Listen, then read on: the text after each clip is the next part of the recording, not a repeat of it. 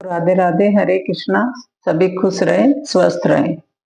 आज मैं आपको भगवान सूर्य की पूजा और उसका फल इसके बारे में सुनाऊंगी। व्यास जी कहते हैं, कैलाश के रमणीय शिखर पर भगवान महेश्वर सुख पूर्वक बैठे थे।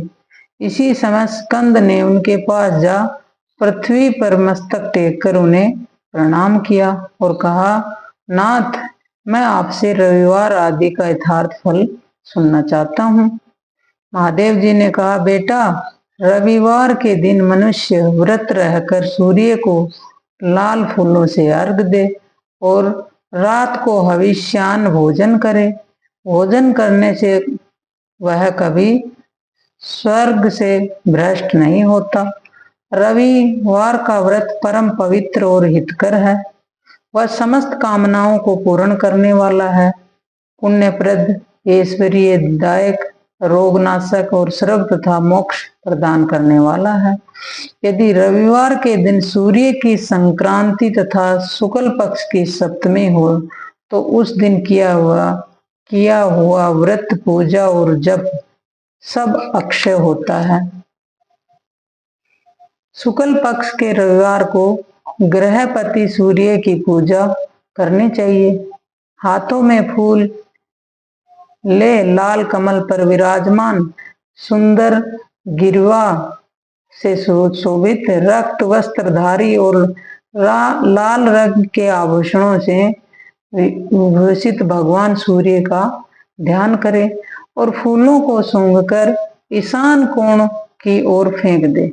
इसके बाद आदित्याय विद्महे भास्कराय धीमहि तन्नो भानुः प्रचोदयात्, इस सूर्य गायत्री का जप करें। तदंतर गुरु के उपदेश के अनुसार विधि पूर्वक पूजा करें। भक्ति के साथ पुष्प और केले आदि के सुंदर फल अर्पण करके जल चढ़ाना चाहिए। जल के बाद चंदन और चंदन के बाद धूप और धूप के बाद दीप और दीप के पश्चात नैवेद्य और उसके बाद जल निवेदन करना चाहिए। तत्पश्चात जप, स्तुति, मुद्रा और नमस्कार करना उचित है। पहली मुद्रा का नाम अंजलि है और दूसरी का नाम धेनु है। इस प्रकार जो सूर्य का पूजन करता है वह उन्हीं का सायुज्य प्राप्त करता है। भगवान सूर्य एक होते हुए भी काल भेद से नाना रूप धारण करके प्रत्येक मास में तपते रहते हैं। एक ही सूर्य 12 रूपों में प्रकट होते हैं। मार्गशीर्ष में मित्र और पोष में सनातन विष्णु और माघ में वरुण और फाल्गुन में सूर्य, चैत्र में भानु, वैशाख में तापन, ज्येष्ठ में इंद्र, आषाढ़ में रवि और श्रावण में गभस्ती, भाद्रपद में यम और अश्वनी में हिरण्यरेता और कार्तिक में दिवाकर तपते हैं। इस प्रकार 12 महीनों में भगवान सूर्य 12 नामों से पुकारे जाते हैं। इनका रूप अत्यंत विशाल और महान, तेजस्वी और प्रलयकालीन अग्नि के समान देदीप्यमान है। जो